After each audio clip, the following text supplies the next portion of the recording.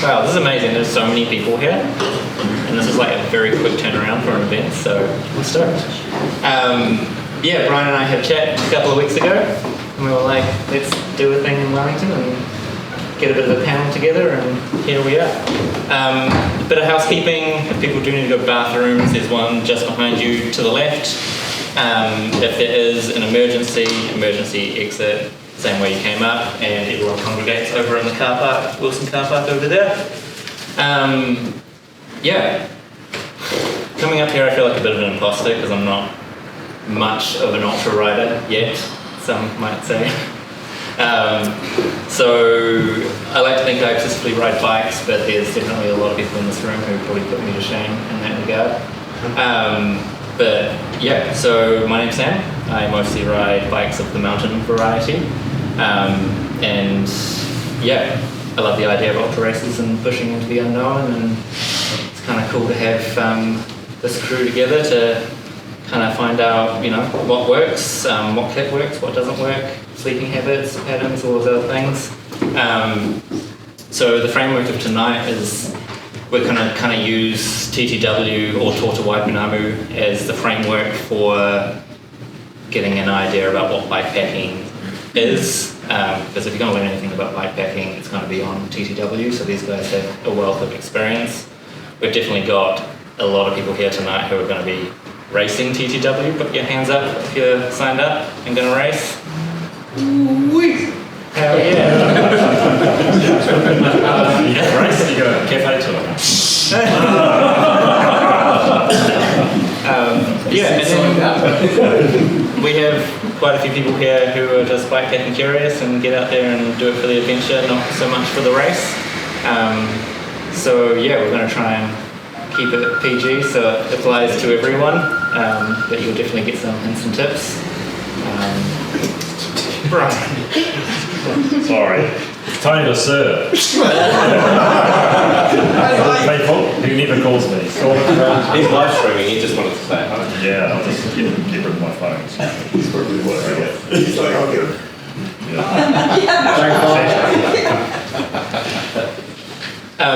For those who don't know who these people are, on the far end is Ian Davidson. I've only just met him, so I don't know a huge amount, but I know he just very convincingly won Renegade Masters again. And he's a multi-year TTW competitor, and very experienced in the scene and very well known. Brian Alder, don't have to say too much about him, but he is rider, creator of TTW, and route architect. Emma Bader, probably one of the up-and-coming ultra riders. Pretty good. Highlands champion this year, of the Scottish Highlands. What's the actual event called? Highland Trail. Highland Trail, yeah. And 2 times TTW competitor and record holder. And Andy Hovey, he's ridden all over the world, and he's done TTW twice, and top 5 finisher, wealth of experience. I think how we should probably start is I don't think everyone knows what Te Waipounamu is and how it came to be. So I'll get Brian to kind of kick that one off. Te Waipounamu it started because I wanted to connect a whole bunch of riding that I had done over the previous probably 20, 30 years. Some parts that I thought were really good into a single event, and it started with the idea that originally I was just going to make a route for myself to go and ride, and then I realised that, and maybe a few friends, and then I realised I had to get a whole bunch of permission from landowners. That was going to be a huge amount of work, and halfway along through that journey of trying to organise all that, I was like, well, if I'm going to make all this work as a trial, I may as well just go whole hog and make an event from day one. I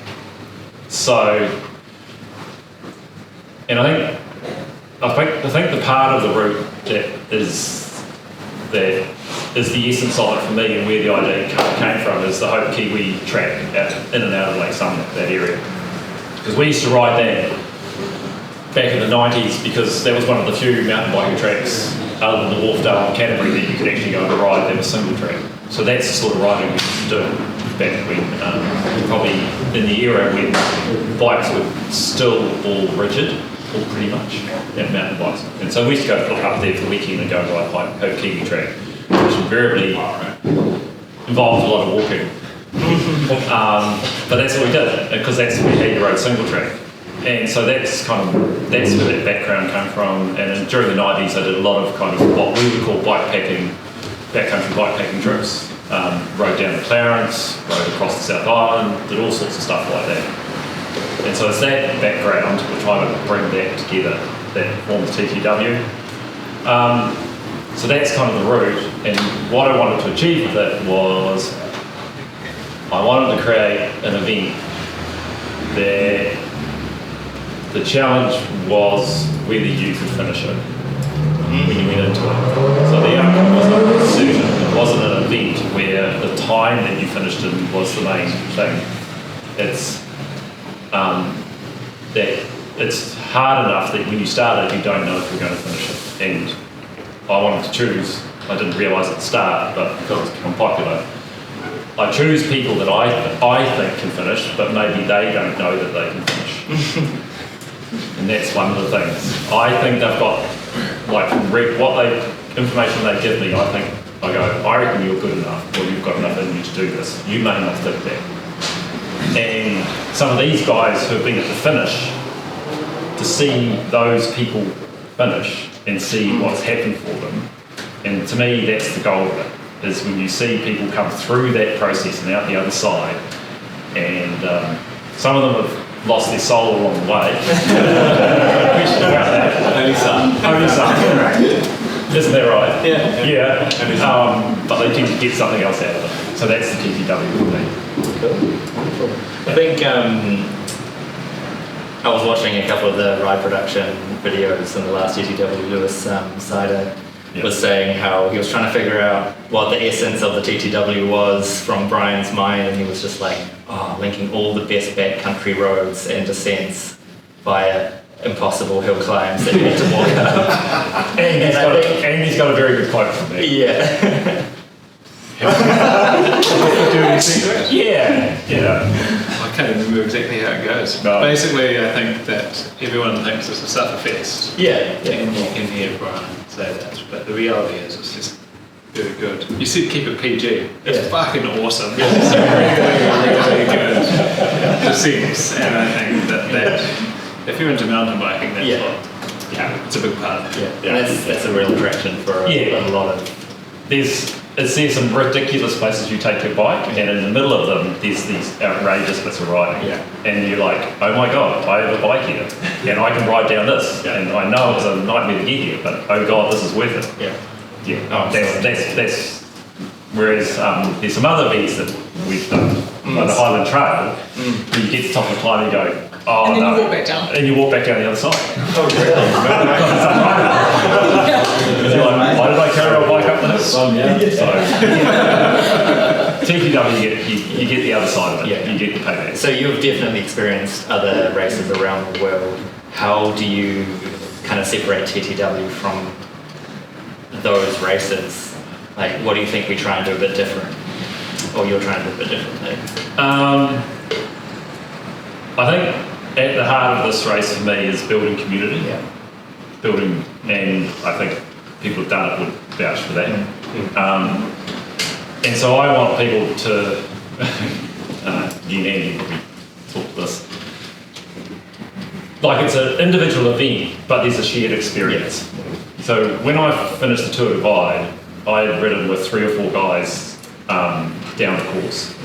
And we happened to finish in the same 12, 24-hour period, and he ended up at this house near the finish together for we ended up there for 36 hours together, and we kind of had our decompression time together and shared the stories that we had, times we'd shared and times we hadn't shared on the race, and they were the only people that understood what we'd been through, the people other people had been. And that dawned on me then that the shared experience you have in these things is so massive. Like, my background's mountaineering, and so I've that's the view world that I grew up in, with shared experience with someone else on the road. Yeah. And I understand what that does for you. And so that's the other part of it, is getting out there, sharing experiences and having those things together. Yeah. And I think that's what, based on, I've done quite a few events overseas, some of that is actively discouraged in most events overseas. Yeah. And I'm like, riders, sure, I don't ride the whole thing together, but if you find something to get on with and you want to hang out with them for a while, that's fantastic. That's great. Yeah. So I think it's a big difference. Cool. Yeah. Well, I reckon we should move on. That's great answers. Preparing for TTW or like any sort of bikepacking trip, racing in general. I was going to throw this first question to Andy. As you've done TTW more than once and done bikepacking all around the world, if you were tackling TTW or something similar for the first time, how do you approach planning and studying the course and the route that you're taking? Training. Training, but not studying the course at all. Absolutely, study the course. Yeah. I think that it's easy to do that because that's easier and you can sit on the couch, and so you can do that a lot. Yeah. And it's often harder to do the training. Yeah. And so one of these takes a lot more time than the other. Yeah. And one is quite good at procrastinating the other. But generally definitely studying the course, having an understanding of resupply largely. I think that's probably the main difference, from touring versus racing. And the nuance of that is that I will know the whole course and every resupply point, every dairy, every dairy, and every opening hours of every dairy, and every accommodation point, and the phone numbers of every accommodation point, and make sure you have a doc account before you start the race. Is this from experience? No, I had an account, but I know that creating an account is bullshit, and so make sure that you have an account, so when you are close to the Peel Forest cabins, you can book it really easily to get the key code. Basically just every point that is going to help you along the way. Your brain is not in a fully functioning state when you need that food, yes, exactly. And so any outsourcing of your brain you can do to an earlier time to then borrow that at a future time is good. Yeah, and we're definitely going to touch a bit more on that later as well when we get some of the things and where you can take the load off. Emma, you've been on packing light and fast. What's your approach to preparing and packing for big packing cookies like this? How do you decide what makes the cut? It's gotten lighter, probably, up until the start of this year, and then I didn't have enough warm clothes, and it's, I guess, experience. You have one chick night out, it's snowing and windy, it's this is probably not enough clothes, I'll take more next time. So mine's probably been on my experiences. Ideally, you'd probably learn off someone else's. Or maybe start by overpacking and then take slightly less each time, rather than just cutting everything. Can I? Yeah.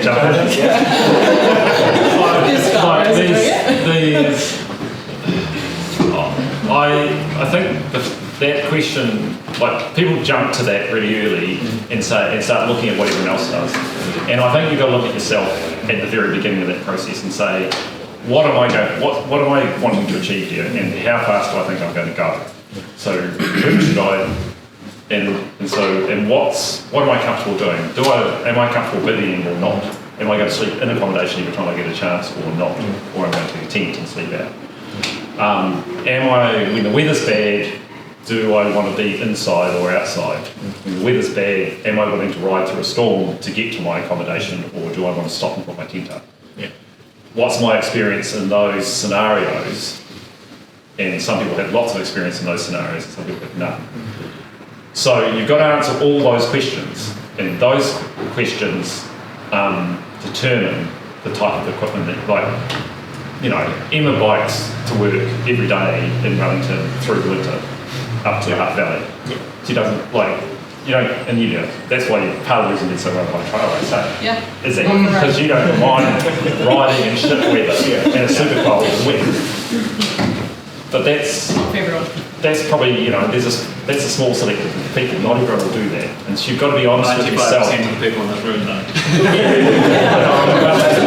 But, you know, and Valentine's is famous for that, they go and do stuff outdoors. But that's the people you start that conversation. It's like you got to start with yourself and look at what you're capable of and what you're willing to accept. And the equipment falls out of that. It's a result of that conversation, not where you start the conversation. Yeah, because that's kind of the idea among having four of these guys here, is to kind of see the different perspectives and different ways that they figure out, you know, what gear they take, what works for them, what thresholds works for them. Like, because obviously, sleep habits are going to be so different. You got to test that as well. Like, the worst thing you can do is go into one of these races and you go, oh sweet, I've got all this gear and I've measured it all up and I've ridden all these sunny days, and then you don't take rain pants and the southerly storm hits you up on the Hawklands or something, and you get near hypothermic, and that's just the simple thing that you thought you'd be okay without.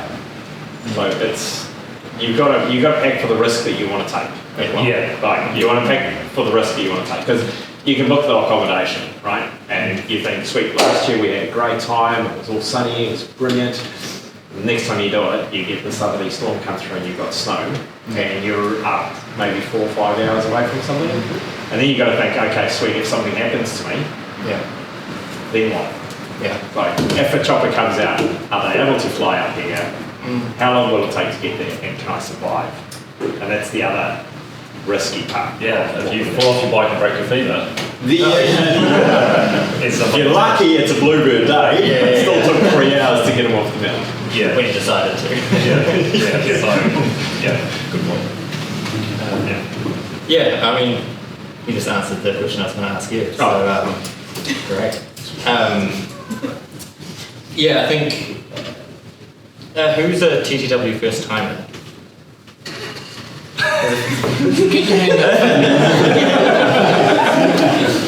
Like, I guess, you know, you touched upon it being like knowing what your thresholds are and what you're prepared for. Like, would you suggest first TTW experience, assuming that you're going to do it again, because you're probably going to want to because it's great. Like, would you consider encouraging them to overpack or over-prepare, or what's the sort of tips that you can kind of give the first timer? That's hard. It depends on how hard they're going to race. Because if they're going to race me, then pack lots. Like, pack heaps. It's really sharp. Just like take your blanket. Well, you gave away your plan. Like, you had a real chance just there. Maybe a shot. So I think it's hard. Like, again, you've got to go out and you've got to think to yourself that we can have a fantastic year and it can be brilliant, but you're going 1,300 k's from one end of the island to the other. It's like the weather can change on a dime. You've got to pack enough so that you can survive, and I can't make that decision for you. Neither can Brian, neither can anybody else. You've got to go out and say, okay, sweet, right, I want to race really hard, but if the weather turns shit and I don't have a tent, you know, this happened in the first one that I raced. Is like Steve Halligan and Bruce Hughes were stuck on a mountain, and it was very cold. And so Steve puts up his tent. They're both falling asleep on the hill on the animals. Steve puts up his tent, and Bruce wants to go cuddle up in the tent with them. It's never going to work. The other racers aren't going to help you. They're not going to. It's against the rules and all those bits and pieces. So, lucky enough, he got down the mountain and he got to Lawrence. But at the end of the day, you've got to look after yourself, and you've got to be prepared to stay up on a mountain in sub-zero temperatures and survive. Because at the end of the day, you want to survive. You don't want to do that. So that's what you've got to pack for. So pack for survival. And you might carry that stuff the whole way down the country and not have anything. Never use it. You've got to cover all eventualities. You've got to cover yourself, and only you know what that is. that's the experience of just going and doing stuff. You know, You need to get out. and that's why all these other events are super important Yeah. because they give you that. You know, and that's how you decide who actually gets into TTW. Yeah, partly. Yeah. We're not going to get into that. I'm not going to. There's no one who didn't make it. Yeah. I think well, TTW was a little bit different from other bikepacking ultras. I think, Brian, you mentioned that like supply drops are a lot further apart than usual events, and there's the area between like Lewis Pass and Aotearoa that you could be going a couple of days without a supply drop. How from the few years that you've run the event, have you seen how have people coped with that sort of like extra distance between supply drops? I definitely think Liam was there first year as well.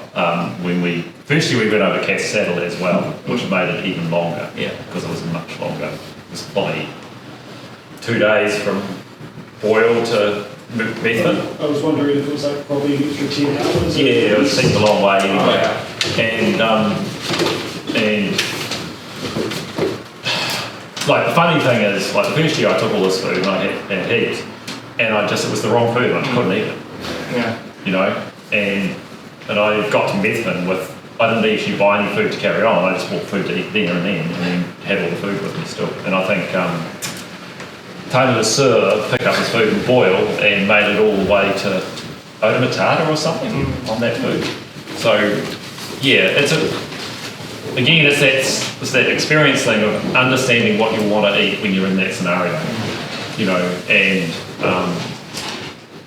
and like now I run a spreadsheet and it's got numbers on it and it's like how many calories and how much stuff. It's like how many calories an hour I'm going to consume. It's like do the numbers and then look at the food on the floor and say, do I want to eat this? And then start changing things around. Because you're not going to eat it, it's worthless. So it's a tricky one, but people got better at it. The key in that thing is to be realistic about how long you're going to think you're going to take. And the thing I do a lot of on every event is I go back and try to find the info on all the previous events, because generally you can, and on the previous track events, and try and find someone who I think is going to be about the same speed as me, and see how long they take in sections, and go. And the first time I did this on Tour de Five, and it's like I was like, if I'm going to ride 18-day pace, or I'm going to ride 7-day pace, how long does a 7-day pacer take between these places? And you start putting those numbers together. So as Andy said, you do a lot of, you only can train X number of hours a week, it's not that many, but you can sit and do all this other stuff quite a few hours a week as well. Yeah. And and other people don't do any of that stuff. Yeah. Okay, because it gets in the way of the way they think. Yeah. So that's one way of doing it. It's not the only way of doing it. And I think that's a really important point. Yeah, exactly. Yeah. That's what I do, because that makes me it makes you feel confident. Yeah. It makes me confident. Yeah. And that's what you're after, is what makes you confident. Yeah. And it might be an extra fleece jacket that makes you confident. That might be the thing. It's just stuff like that. Yeah. I think people do a lot of training riding a bike, and they may look the course or not look the course. But so often it's actually whether you can get the food that you've chosen at some other time into you. And that riding in multiple days of bullshit weather consciously, plan your trip when it's terrible, and go hard enough that you have to eat your planned OSMs to realise that you deeply hate them after a period of time, because training to know the food that you will hate is highly underestimated. So many people on day 2 are vomiting because they cook themselves on day 1 and they mojo coffee. It just happens, and training to know the things that you will eat is no one really thinks about it so much. But would you make a change later. between races? Like, Yes, it does for me. yeah. Everyone kind of It's just- learns what works for them, you know, Yeah, yeah. but like that's the thing where you don't think about how eating is going to be like. They're eating competitions. Yeah. Largely. Yeah. Who can eat the most will do a good job of winning, you know. Yeah. Well, it's like I see like Joe and Rufus. They'll like go to a Foursquare and just like eat hot dogs and throw back chocolate milk and just. Yeah, that's championship. Joe's a champion eater. Yeah. He's outrageous. Yeah, He got to be. he's amazing what he can put down. But I mean, sometimes you take that hot dog and you can't for the life of you get it down. Like it just doesn't go anywhere. Yeah. But then the amount of times I've taken peanut butter slings and I think, yeah, this is great. That's impossible. It's so dry. After an hour, you still sit with this ball. Even I know that's a bad idea. Yeah, they got good on the spreadsheet. Oh, they look great on the spreadsheet. Yeah, It just doesn't work, man. yeah, exactly. Good example. And also what your mouth can handle as well. Oh yeah. I think the last day last year, they asked me if I wanted a tomato sauce on my hot dog. I thought it was a great idea, and then it just stung my tongue so bad I threw out the whole hot dog. Yeah. So Is that from too many gels or like? I don't know, I haven't figured it out. Like sugary. Sugar. I think Because you guys by just- day 3, Yeah. you can't look at a jet plane in the. Yeah. I've had those jet planes in their like front pouch for hours and days, and you kind of just go. They'll still be in there weeks after the race. Yep, same with McDonald's burgers. They stay really fresh for 3 or 4 weeks. Microwave that shit, bro. No McDonald's on course, that's fine. Yeah. This kind of follows on into what Andy was talking about before, but like mental fatigue is going to likely be the biggest challenge on this race. And I think this is probably good to talk to everyone. Brian, this is you. Emma goes deeper than anyone else. Oh, I know. Oh, I've seen it. We've got photos. Yeah. But what strategies do you employ to sort of like reduce that sort of mental fatigue that takes place? Kind of similar to what Andy was saying. Like, how do you remind yourself to drink enough water? How do you remind yourself to eat properly? To charge your devices? To, you know. I do all these things really well. I mean, I feel like maybe you've learned and you'll do them really well. Yeah. But what strategies do you employ to like remind yourself, like before you have a sleep? Are you like, do you have a list of things you need to do, like charge your devices, like I don't know. A bit of a mental list, I guess. Yeah. I also keep it quite simple. Like, generally I'll just carry batteries, and so I can kind of be swapping them out or charging them while I'm using another battery. So I don't have to be super onto it like every night charging a light or a computer or anything. Often I will charge the things when they go flat, and then I don't. But yeah, eating and drinking, I have a little, usually I write on my bars to eat or drink. I think now I've got a bike computer that will beep at me every half an hour, Yeah. It's gold, right? which is Yeah, that's cool. pretty good. Yeah. Those half an hours go fast though. Yeah, like I You're like- just hate. I just drink some water. Yeah. But yeah, I guess, yeah, I try and keep it very simple. Yeah. Yeah, because often my brain tends to mush pretty quickly. Yeah. I think it's The other side of that, people, like, I don't listen to music, and people say, why don't you listen to music? And it's like, because I'm thinking about so much that's going on. There's so much going on in your brain about what you should be doing or what's coming up or, oh, I need to eat next or, you know, depends what you're doing, you know, I need to charge X.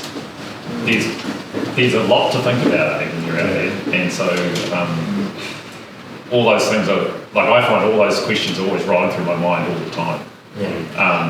So it's not like you're out, you know, you might have hours and hours and hours and hours, but it's not like there's nothing happening. Like, it's not boring. It's very, very engaging. Yeah. Yeah. I guess one thing to accept is that like no race is ever going to be perfect. You know, you have a plan to sort of nail it, but you also need to accept that shit's going to go wrong. And like, you will forget to eat properly, you will forget to drink properly, you'll have mechanicals, but like, yeah, I guess how do you guys deal with when situations go awry? Like, Not very well. So you say I cry? Yeah, exactly. Cry and keep going. Yeah, have a bit of a cry. Stop doing that. I think stop and eat. Yeah, generally Stop, sit down. eating When you feel like you're fixes feeling things. And overwhelmed. just eat. Last time on TTW, I called my wife just out of Castle Hill, and I was boxing into this headwind, and I was three days sick, and I was just having a rough time, and I had a full-on meltdown on the phone, like tears rolling down my face, going all over the road. And I felt better. And I was like, okay, this is okay. We can carry on. But yeah, have a cry, have a scream. Sit down, eat. Just stop. Yeah. You just need to stop and just refocus, because it will go awry. Yeah. You get to the third day is always the worst, and it's just get through that. Yeah. And this too shall pass. That's all you need to. That's a Steve Keller going to say. This too That's shall the pass. Yes. My thing is, once I've kind of got to the stopping part, it's like, what do I need to do to make this better? It's like, what's my plan from here? Yeah. And it might be, I'm going to ride slow for the next hour. Yeah. I'm just going to give myself a break and not be hard on myself. It's like, there's a big hill, it's like, I'm going to walk this. Yeah. And just give myself a break for a while and not beat myself up because I'm not doing what I think I should, and I think that's the hardest thing when things go wrong, is to be good to yourself and not take it as you've failed already. Because, if you're not that, then you do actually fail. It's like, you haven't failed, well, I don't believe you fail at all, but you kind of got to give yourself a break and give yourself a chance to come back. Yeah. Because you are going to go into a hole, like it's inevitable, and you probably do it more than once. Yeah. So you that process is a really hard process to learn. Yeah, because your sort of plans will change, and we've seen it before. I don't know, it was last TTW, can't remember the name, but he got stuck in a toilet for several hours. Oh, that was Lewis. Yeah, Lewis, and then fell back to 9th place. He was like devastated, felt like his race was over, and he just took a big long 7-hour break, and then he pushed through to the end and finished third. Your game, like sometimes you do just need to stay that moment to rest. And you feel better for it. Beyond the obvious brutalities of the course, what would you say, what challenges kind of blindside you the most that you don't really see in the blogs, or like dot watchers aren't witnessing? Canterbury Plains. The Canterbury Plains? Just flat for hours. No? I think my worst one is day 2, because you do a big day 1 and everything's actually, you're feeling fresh. You do, smash out 350k and you're like, man, I'm on fire. The next day you do 120 in the same amount of time, and you're just flogging your bike through a bush. Is that a common experience? Like, do most people push it too hard on the first day, would you say? It's not only that you just push too hard, I think it's the terrain changes quite dramatically day 2. After Boyle, terrain changes. Like, you think you're on a bike ride, and then it becomes an adventure race, and then it's very different. What about shoes? Because are you taking my new ones? Not carbon ones, but are most people taking 2 pairs of shoes? Yeah, that'd be good. Yeah. I'm taking these ones. No, that's good. Yeah, what are they? You're riding flat.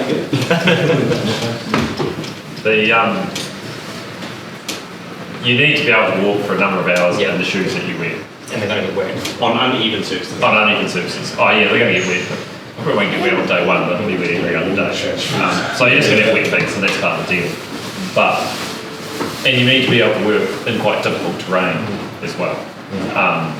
And there's a few people that, like first year, a few people didn't take the advice that I gave them, and they suffered bad in their forward.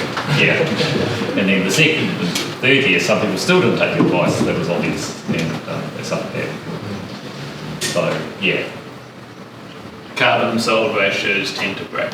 Yeah. And they're not very comfortable. And you can't walk very well, and you lose time. Like, that's the wrong shoe, that's slow. Yeah. That's the other thing. This is the other point. Is So one pair of shoes, but you take separate and different insoles, or? No, it's like something like that you can walk down the street and you can. Yeah, I'd say if you can walk down the street without feeling uncomfortable, that's probably the best shoe. Take that. Yeah. Because you can't buy a shoe for racing, because that's not going to work. You need to buy a shoe for hiking. Yeah. That will work. So a cycling shoe that you can hike in, that's what you take. I was talking to Rufus and I asked him what question should I ask you guys, and it's nothing dangerous except personal hygiene routines. Oh, I've got mine. I mean, if you're willing to share, because it's probably something that people don't really talk about too much, and you know, you're in a chamois for a long time, and you don't really have a change. Well, let's maybe each just do one thing rather than just say everything. Yeah. So, what do you say? You go. Well, one of the things that TGW even knows this is there's a lot of hiking. It's really worth taking something else to wear on your bottom half, so when you're riding your bike, because you're walking for a long period of time, so you can change out of your chamois or whatever you got against your skin.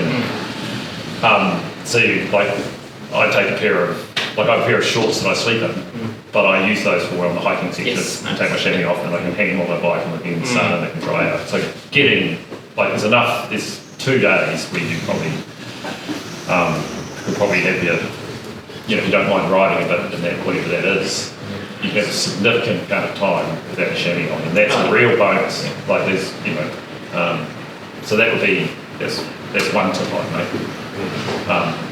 And even just walking up a hill makes a difference, rather than riding sometimes.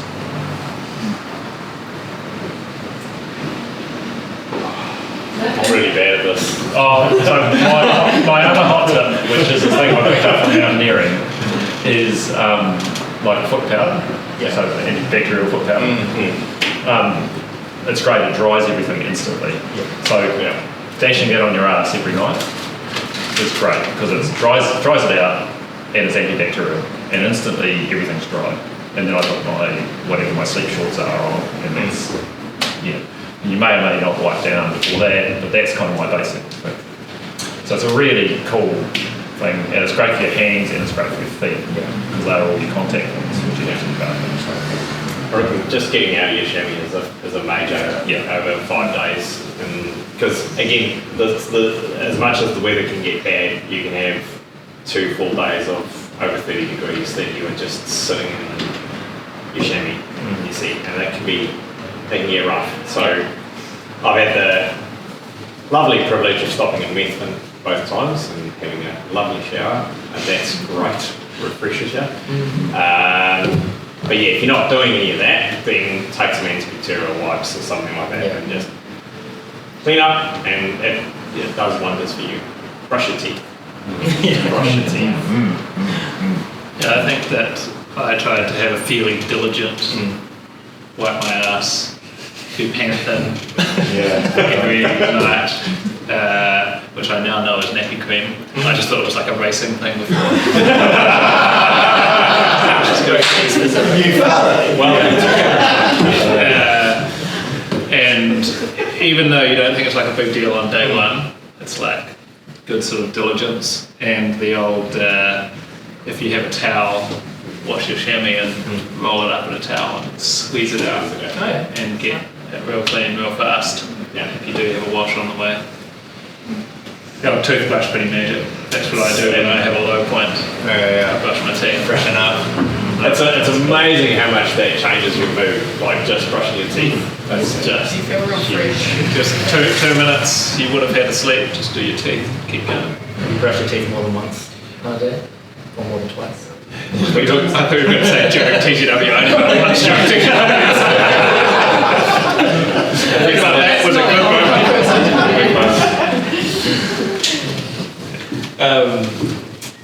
What's the single most important piece of kit that you carry?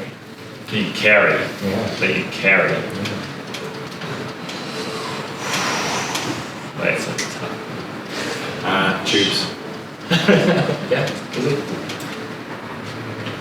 Two Yeah. tubes. And not one of those Toledo Oh, no. No. Proper tubes. Proper tubes. proper tubes. No, James. No. Good on you. No, do it. You shouldn't take it, just.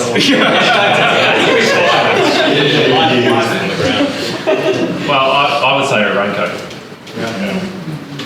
Because you're going to use it, like maybe not for rain, but it's such a versatile, and having a jacket that you want to wear, and you're happy to ride in, and you know how to use in a range of conditions is like I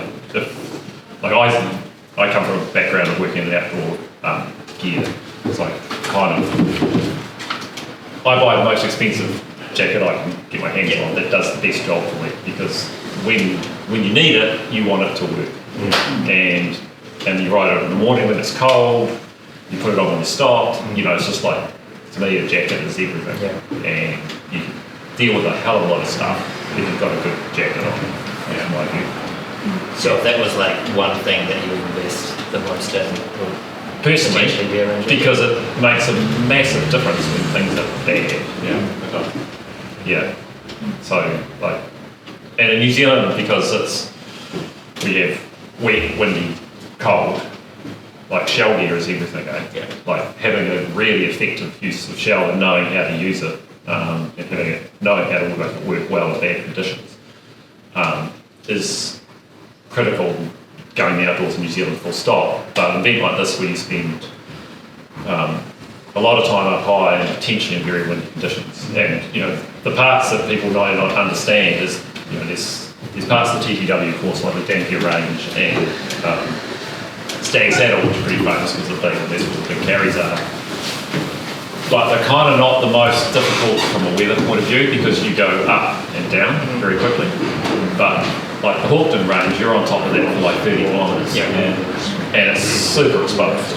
And the most ridiculous part is the Labradors right down, because all the weather just blows in off the Southern Ocean, and it's damp and cold, and a number of people here probably last time ran into that, and it was grim. It's only 1,000 metres high, but you need good gear. Everyone pulled at lambs to the slaughter. You think you're done, but Which you're is not. true. Yeah. So good wet weather gear, in my view. Yeah, I'd probably add to that. I mean, raincoat would be my number one, but rain pants. I think I wear them pretty much every night that I'm out there for, just for warmth. It's more the warmth than really the rain that you wear, because it just takes that wind chill off. If you've only got lycra on, it's pretty cold, pretty quick. Are you guys all taking sleeping bags, or are you just sleeping in place? I'm taking a tent, sleeping bag. Luxury. Mojo ski gold. So what are you taking? Sleeping gear? Yeah. I'll take a sleeping bag. Yep. Sleeping bag, for sure, quick. Yeah. I kind of, like what these guys were saying before, that I go fairly light, somewhere in the middle, but like my sleeping bag is my emergency thing.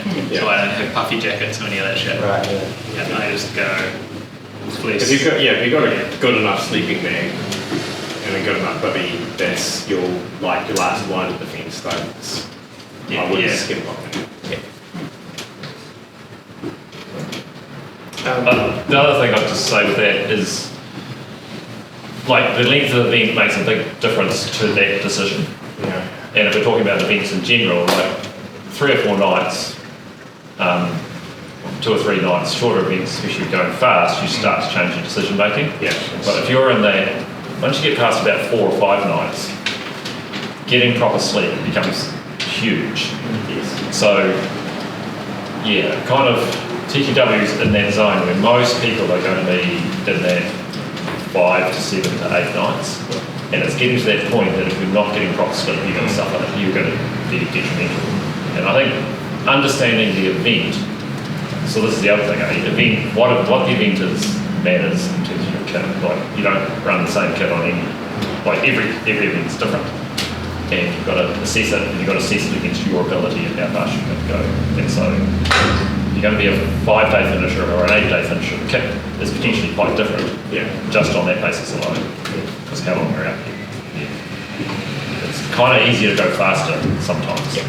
It gets really hard. It's really difficult to sort some of the stuff out when you're in the 7-8 day range, because suddenly you're taking more gear and you've got more weight, and then you go slower. So it's a really difficult dynamic at that point in time when you're in that hard.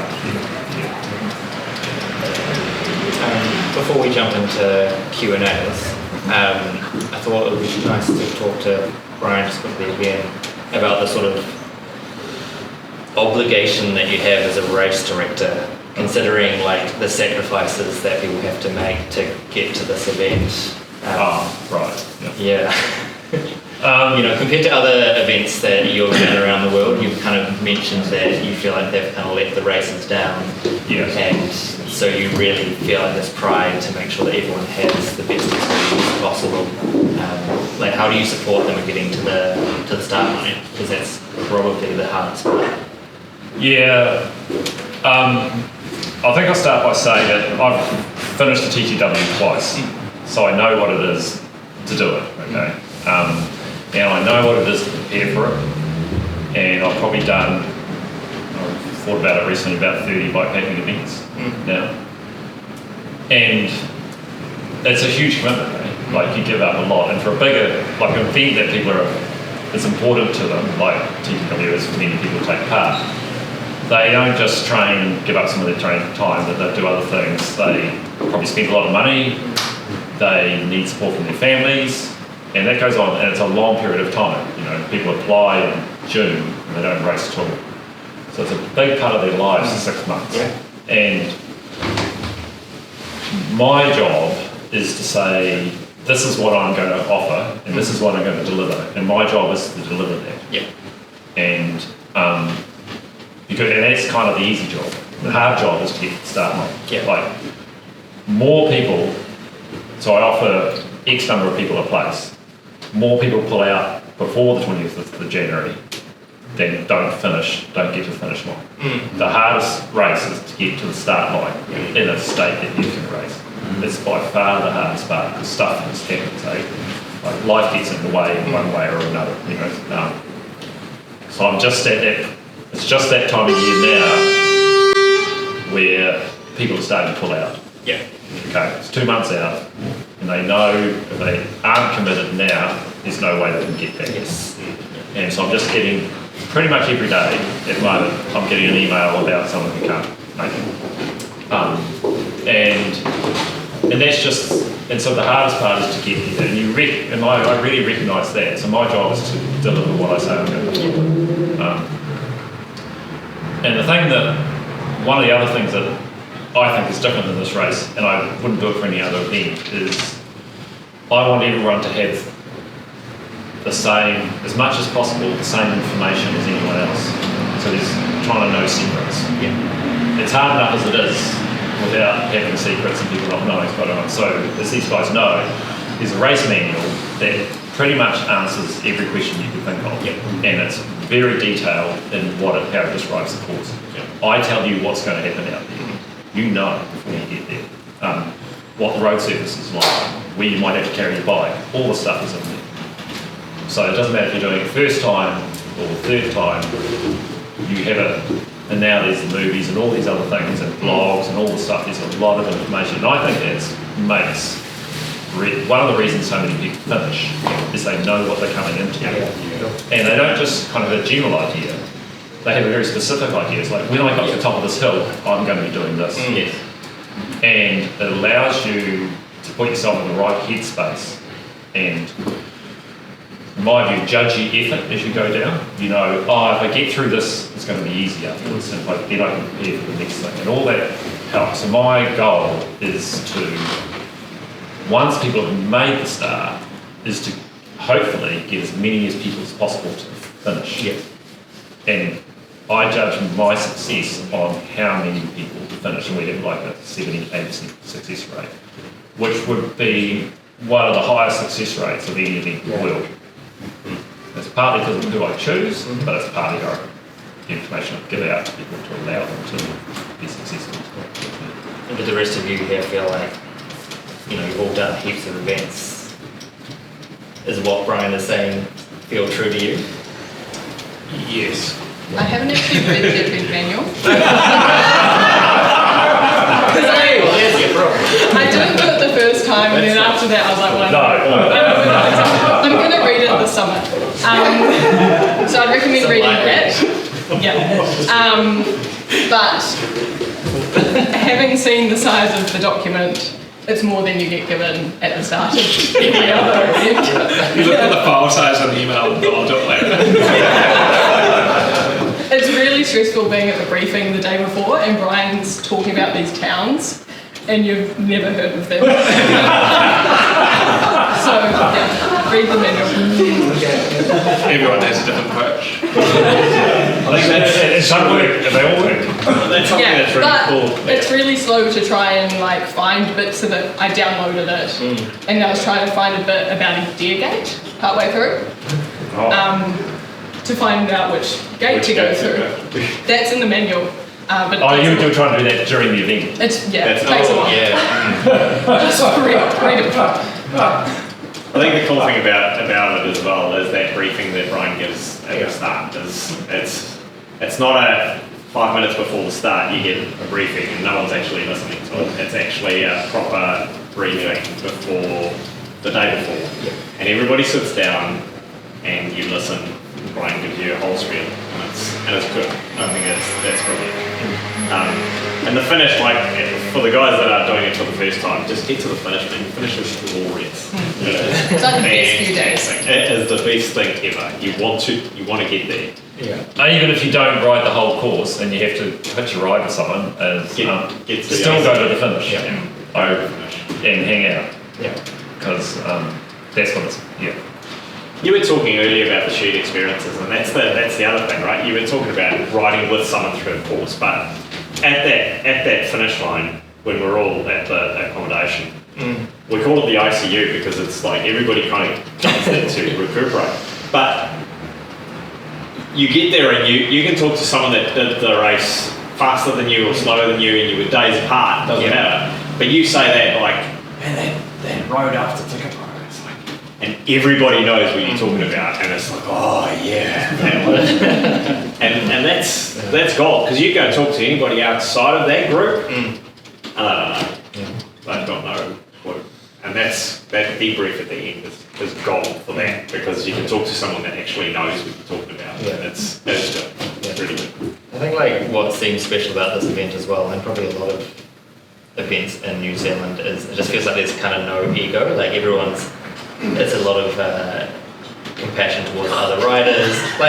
You're not in a competitive sense, we are shitting on other riders, and not telling them your secrets or, you're not hiding anything from other riders. You all end up kind of working together. There's a great story which illustrates that point. And I think it was you with Lewis. Right. Yeah, Lewis don't understand this at all. So the story I heard is Lewis from Australia. He won the Tour de Hawaii in 2018. Big name. And his first night they got down to Springs Junction, which is whatever it is, 300 plus k's in, and it's midnight. They're riding into Springs Junction. You were there, were you? And he was asking where were the places to bivvy. Is that right? Yeah, I can't remember. Yeah, and so his story is he was asking, oh man, I don't know where I'm going to bivvy. And he's with, I think, 2 other people at the time. And they gave him 4 options of places he could go. Yeah. They just spilled the beans. Yeah. And he was like, why are you telling me that? I'm racing this year. It's like... We were 3 going over the dam there, and he mentioned the same thing. People always give me all this information when we're racing. This is very strange. We're out here and we're all suffering. The same chat on day one, we were talking about coming up the Namika, and he at the wrong pace, or it was like getting them, yelling and then exactly the same chap, same thing. Is like, what the fuck is wrong with you? They said, why are you telling me? And I was like, what do you mean? Why are we telling you? We're riding. Like, why would we not tell you what was coming up? And it was like mind blowing to me to think that you wouldn't pass that information on. But that is a uniquely New Zealand experience, and that's one thing. Like in New Zealand, we have amazing bikepacking events. Like all of them are great. All of them, in my opinion, would rank in the best ones that I've done anywhere in the world. How they run. It's just, and we have this amazing culture, which is like some of them are races and some of them aren't. But we just, doesn't matter what, we have this great supportive culture where people go out and have a great time together. And US is really good as well, but other than that, I think it's way better than everywhere else. I think we're really, really lucky to have such an amazing culture within. And that's what, TKW is just an extension of what is the New Zealand bikepacking culture. That's all it is. Well, with that, I think we should open it up to the floor. People have questions for these guys up here. Already got one. Go on. What's the hardest part of the track? Maybe it road. It's been different spots, different Yes. Yeah, it depends when you've eaten, Depends on how much naked you are. food you're carrying, like how heavy your bike is to be lugging over stuff. I don't know what's been hard both times. I think I reckon the first 20 minutes of the carry up the Dampier range, like the bottom of that hill till you hit the ridge, like the first 20 minutes, half an hour, is just brutal, and like because it's the first really physical part of the course. And it's like everything becomes real at that point. It's like, I didn't do enough stairs, did I? Okay. That's a really. But after that, you kind of get used to the idea of this is what I need to do. And so even though other things may be difficult, that's a real kind of. For the first time, you're like, oh shit, this is what you have to do. Yeah, it's quite hard. I reckon. Things when you say. Yes. When you look at the hill and the line goes there and there's nothing other than bush and just this wall. Come on. Okay. Going up there? Are you guys doing like hyperbike before as training? You're hiking training. Yeah, you go hiking, but You do practice carrying your bike the way you want to carry it, whether that's with a harness or just on your back or however. I think Matt Hughes found out really early on that he should have practiced that a few more times. Or when we caught him. When outside we caught him up, that was the funniest He was thing. carrying it in front of him. Oh my God. we were trying to. So I caught up with Emma because she was on alone. We rode down and we caught up with him and Evan. And he had the bike and we're all got the bikes in the back and carrying up the hill. And he's kind of sidling the thing, just like, bro, just put it like on your back. And every time we would pick it up, and it would just do this weird twisty thing, and he just ended up carrying it. But he was so knackered, he couldn't. Again, that's the mental fatigue. He just couldn't figure out how to do that. And he can carry a bike fine, but not that day. any other questions? What have you learned about yourselves when you've been doing the course? What keeps you coming back for more? Great question. I think that you are more than capable to do more than you ever think you can. Because it's every time I finished one of these, people say to me, right, did you go absolutely hard at it? Was that everything you had? It's like, yep. But I could probably do more. And the thing you keep going back is like, okay, well, I've achieved this. Oh, I wonder what else I can do. And I think that's the thing, is like, we as humans, we've got this innate ability to go, oh no, I can't do that. I think you tend to think like that a little bit more. See, Knowing your personality. Yeah. how I'd answer that question is I've learned that I don't have what Mojo has and what Emma has. Like, I'm not going to go so deep as that. Like, I leave myself quite a lot of room in that. And that's what I've learned about myself. I'd like to think I could go that deep. But it's not only the going that deep, it's like pushing, like, don't push my envelope that hard. I leave myself with, it's like I get there and I'm like, what if, my brain goes into what if mode. And I'm like, oh no, I'm going to take the conservative option at a certain point. And that's me. That's the mountaineer as well. That's the mountaineer. It's like, I grew up in an environment of mountaineering, whereas I make a mistake, I die. We should not go mountaineering. And so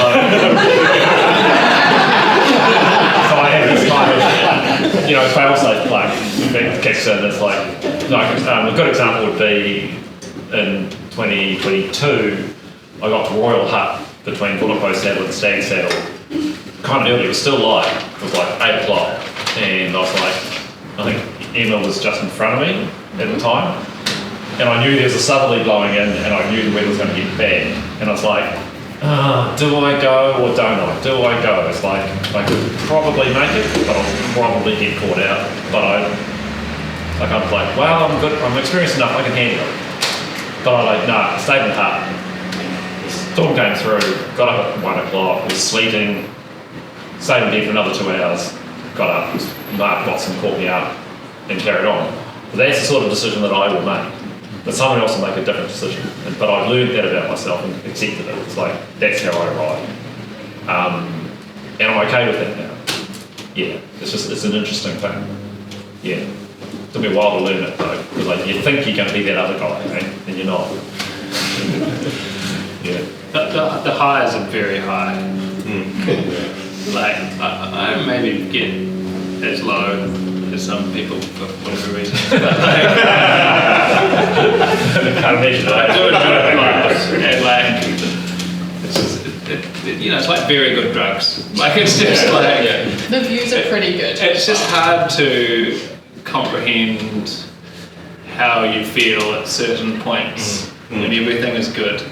Like when the sun's coming up and the Dampier single track is there and everything feels good and you get to get on your bike and you can see the line. It's very hard to recreate that without having buried yourself for a couple of days to get there. Like when you go for a really good, you ride down Coronet and you think, fuck, this is really good, but it will never be as good as if you've just buried yourself for 2 days, and you can't recreate that outside of going really deep because you need to be ruined.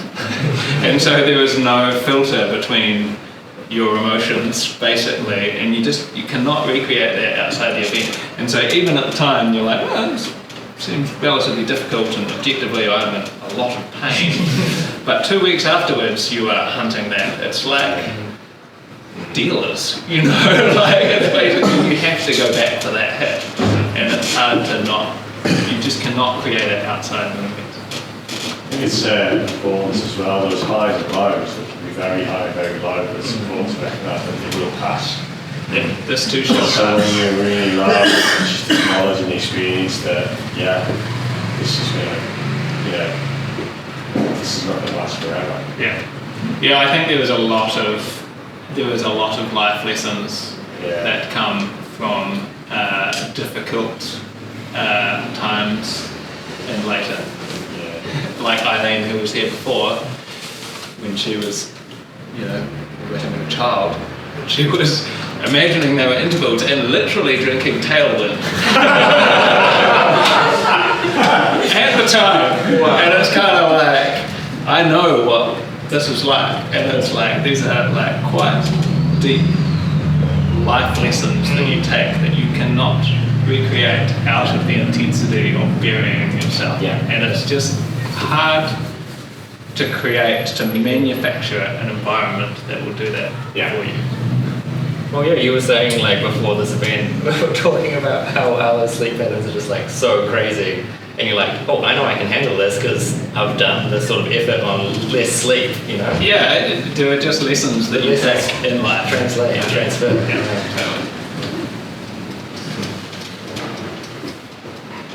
Chain maintenance. What do you guys do individually for chain maintenance on route? Before bed. Yep. And is it just like a rag and real? Rag and lube. Yeah. No, I try and I try and, it's like first when I get to where I'm going to stay, it's like the thing I try and do before I do anything else. Because if I forget to do it then I've forgotten it, and in the morning's too late. Yeah. So that's kind of my number one thing before I almost get off my bike. Like first thing I get off my bike, I try and do that there and then, and wipe it down, whatever they're going to use. And hopefully, if it's conditions are not too grim, you can get to play with it once a day. Any special lube? I can never. I'm using a wax lube currently, but I invariably get pissed off with the whatever lube I'm using. Change and try something else, and that doesn't work. So I go through lots You need to invest in some wolf tooth. Wolftooth's good. I've gone to the wolf tooth stuff, and honestly, it's when I start hearing it, that's when I will do. And sometimes it goes a full day, maybe a day and a half. I think on the Renegades now, I lubed once and went through the whole thing, and I had the mud. Don't use squirt lube, it washes off straight away. And carry your bike through rivers. Don't try and ride through the rivers. It's just carry your bike through. Your feet are going to get wet anyway, so just carry your bike, save your chain, save your bottom breaker. One of the just advice for people that James Hayden has got a really good piece of advice. It's like you have to think about what's going to keep you moving forward. And so you've got to look after your body, which means eating predominantly. You've got to look after your bike, which means things like lubing your chain. And you have to know where you're going to go. So you've got to be able to move, and often that means charging your devices, your GPS and your lights. And it's a real, he's got a really simple way of putting it, and it's like, oh yeah, so these are my disciplines. And so my goal is to do all of those between when I get off my bike and when I go to sleep. If I can do those three things, how am I going to move tomorrow morning? When I get up tomorrow morning, am I ready to go? And am I sorted to go? And that's what I try to do before I go to sleep. I'm a big fan of the don't stop until you've got 3 things to do. I don't know if you see that first, but that's great advice. As in, you might need to pee, but hold on. What else? Until you need to sunscreen. And then if you need to pee and sunscreen, lube your chain at the same time. Like, just minimize stops as much as possible.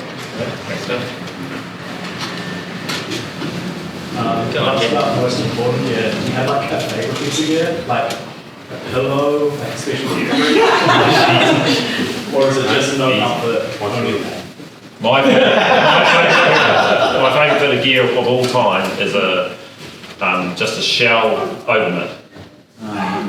Weighs like 50 grams for a pair. I've got now someone's that got split finger, and they work when it's raining, they work when it's cold, and they weigh absolutely nothing, and are awesome. You can almost get away without taking them gloves on certain ends, and they're just like the best bit of gear. I've got a pair I've had for 12 years now. Where are they from, Brian?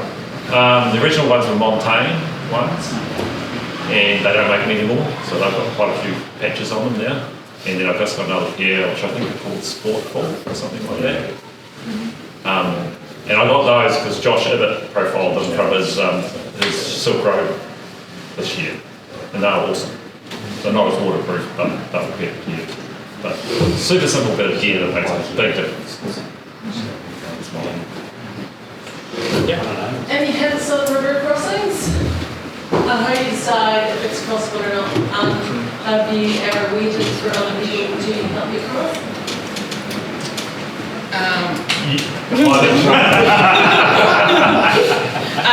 I guess experience, like go out and cross a bunch of rivers with bikes on your back and like mates leading up to it.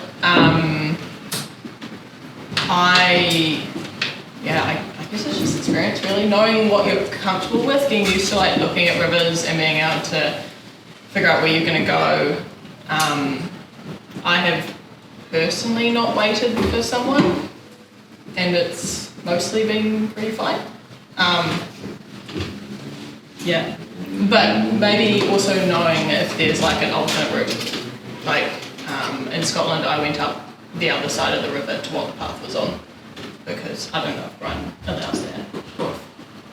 Yeah, but it was the safest option. So I think that do a heaps with the bike and the other. It's easy to underestimate the drag on the wheels, and so like Eileen, in her infinite amounts of wisdom, she will often do multiple crossings, which is just a really good way to do it. Just take the wheels off, take the wheels over, come back, get your bike, and even if you're not going to do that because it's not too swift and deep, but you'll be really tired, and just turning your wheel to the so your handlebars are perpendicular and your wheels in the flow of the river, the wheel just spins and doesn't get any drag with the rim, which is, I always do that even, and it's easy, I'm tall and have skinny legs and stuff, and so it just is much harder if you're lower, but just go slow, there's do 4 crossings, not one really hard one, and stuff like that. If you can't cross the river without your bike, you can't cross it with it. If you can't cross it, you haven't got a shit show. And a bike in the water, as what's her name? Kerry found out, is gone. Your bike hits the water in the fast flowing river, and it's gone. You're not holding on to it, it's gone. So you've got to keep your bike out of the water. And one of the easiest ways is to take the wheels off. Because that's where all the drag is. And it's time consuming, but you can do it. And I'd say again as well, when you're tired, you make dumb decisions. And if the river's flowing from right to left and you put your bike on the right hand side, that's a recipe for disaster, because if it does then get dragged, it just goes underneath you. So you've got to think about all the stuff before you go. So you get to a river crossing, think about it first. If it flows really fast, maybe walk across, leave your bike, walk back, and then make a decision then, because it's a lot easier. And then you can see, right, okay, I'm going to carry it on the side, I can carry it on my back, or whatever. But you want to make sure, if it's flowing fast, check it before you just go for it. It doesn't matter what you do, if it's flowing too fast, it's going to drag you in. And then if you think this is not safe, then wait.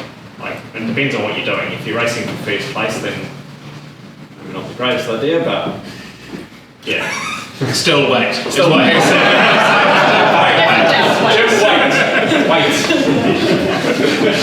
And I've prefaced by all that saying you should know how to cross a river without a bike as well before all that, because the number one thing about river crossing is picking the right spot in the first place.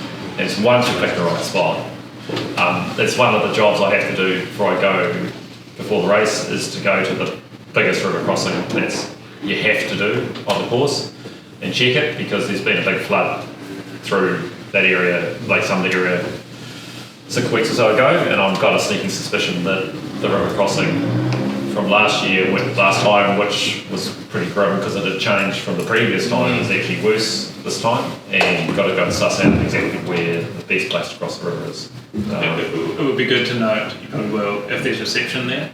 Yeah. Because that's quite... No, there isn't. Okay. I was going to take a look at the other dots. Yeah, but So I suppose that's the thing that I take quite responsibility as in the course, there's one significant unbridged crossing. There's not one crossing that's in, if it rains heaps, there's a bunch of small streams that can stop you, but there's only one. And I'll make a bit more effort than I did last time. I just assumed that the river crossing would be the same as the previous time, and it wasn't. So this you've got to go and check that out. I've got a bike question, mostly for Andy and Emma. Andy, I've only ever seen you on hardtail. Emma, I've only ever seen you on full sus. Would you swap sides? No. I guess I come from an enduro racing background, so I've ridden full susses for most of my life. I'm just really comfy on them. Yeah. Andy?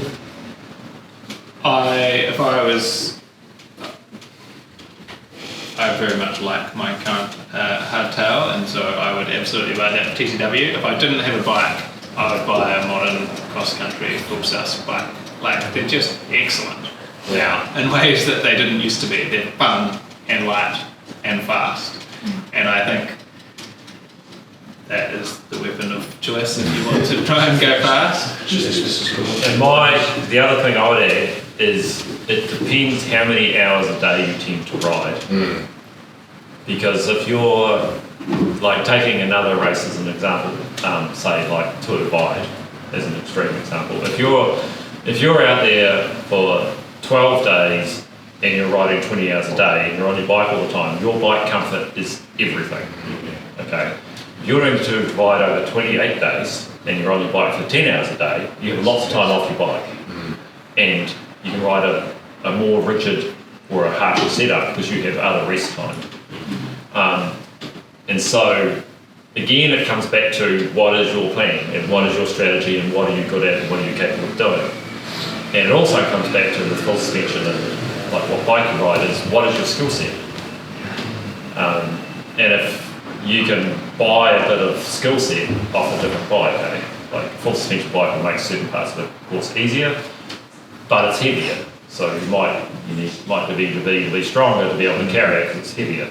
So you've got to look at yourself and be realistic about your skill set, what you're willing to deal with, how fast you're going to go. And you know, I wouldn't be surprised if someone said, "Hey, my plan is to finish in 8 days," and I was like, "What do you buy a bike for?" I'd say ride a hardtail. It'll be lighter, be easier to carry your gear. You're going to probably have 6 or 8 hours of night sleep. You'll get the recovery that way. So it's different though. Can I add as well that you're going to service that bike before you start, you're going to service after, and the full suspension is fucking expensive. Yeah. Well, that's when you work in the industry and get industry rates. Any other questions? How do you recover afterwards? Slowly. Painfully? With a couch. Lots of sleep, food. I had a recent experience where I was over in Europe and did a race there and I pulled out a few 100 kilometres before the finish. And I was really, really deep in the hole when I pulled out. Like, my legs were gone, I could hardly ride up the hill. Like, I was so far gone, it wasn't funny. And it's partly why I pulled out. I could have carried on, but I needed some more time than I had to finish. And I had like a 12-hour sleep, and I rode 600 k's over 3 days. It was 550 k's over 3 days to get to the finish on easier terrain. Quite big days. And by the time the day after I finished, I felt great. It blew me away, just by backing out. And like, if I do another event, I'm going to have a day or two off and I'm going to go do some riding. Yeah. I'm going to eat well, sleep well, and actually go and do some riding. And I just, like, a whole bunch of problems I would normally have, I didn't have a week later. It was amazing. There's a fundamental difference from how I've recovered every other time. So move your body afterwards. Yeah, and like, you know, so I was really surprised how, you know, I did a 180k day, 150k day, and 140k day, each with like just a decent amount of time. And stopped and ate, you know, like Martin would stop at all the cafes, ate good food. I think that's the trick. But I was active. Yeah. I didn't just go into a recovery blob like I have other times. And it actually I recovered vastly differently. It was super interesting. So, yeah. I think at the end of the TTW, that whole ICU situation is fantastic because you can just sit there for a couple of days. But again, it's also very easy to then just sit and not do anything. And it depends on how hard you've pushed, right? So you could be in an 8-day pace, yes, but you still turn yourself inside out. It doesn't really matter. But rest maybe the first couple of days, and then yes, start moving, stretch straight away. I've had pretty bad water retention on the second one, so you know, make sure you're getting good food and good nutrition and all that stuff, and stretch. That's something I'm really bad at, but yeah. Sweet. Well, It's nearly 8 o'clock. I guess to close out the night, like. I got another question. All right. What's the best thing you ate?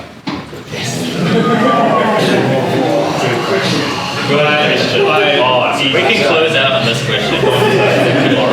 A high of TGW didn't mean it. But the coming into Methven, I knew there was a kebab trailer, and I had spent the last 2 hours planning a very efficient Methven stop. I was going to go and order 2 kebabs.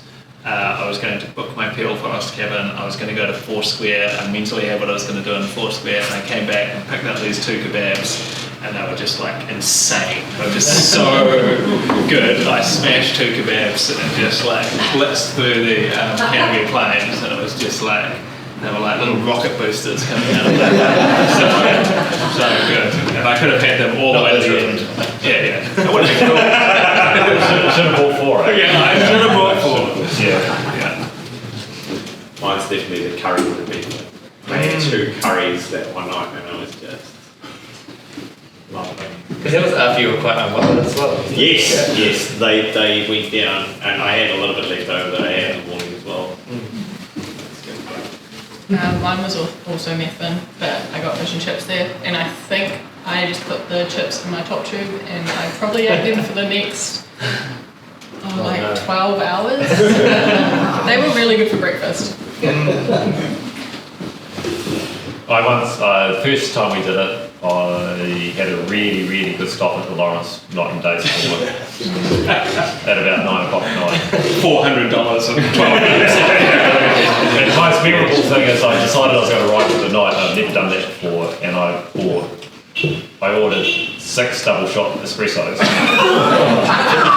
drank the chocolate milk and put them into that bottle. Wow. And I sipped on espresso all night. Wow. And it was great. Got me through actually all the way. It was great. Yeah, but that was very memorable. First year I did it, Aotearoa General Store sells macaroons. And I bought all of them, and that was so good. That was probably the first season. Yeah. That's all you bought though? I think there was some like trout mix as well. And a Fanta. Yeah. And there's quite a distance between there and Lawrence, right? Yep. Yes. Just Sutherland. it was on the menu. I didn't run out of food on that bit last time. Oh, that's right. That's fine. And what was the worst thing you ate?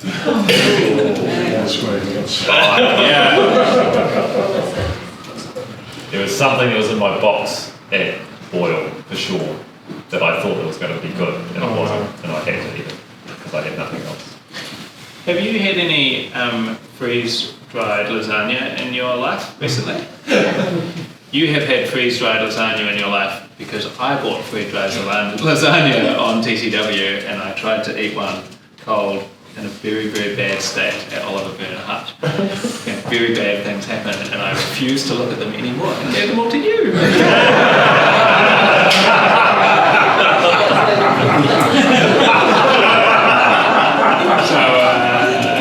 Ready meals, lasagna, cold, bad spot, bad time. That's a good thing.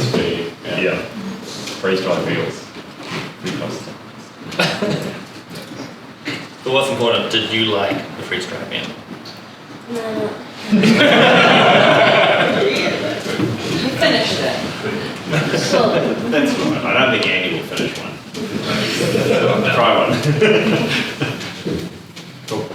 Well, thanks everyone for coming. This was great. I think we're just going to kind of stick around. I can keep the place open for as long as people like and want to mingle and things like that. So if you want to ask these guys any more questions, you're welcome to. But yeah, thanks for coming. Thank you.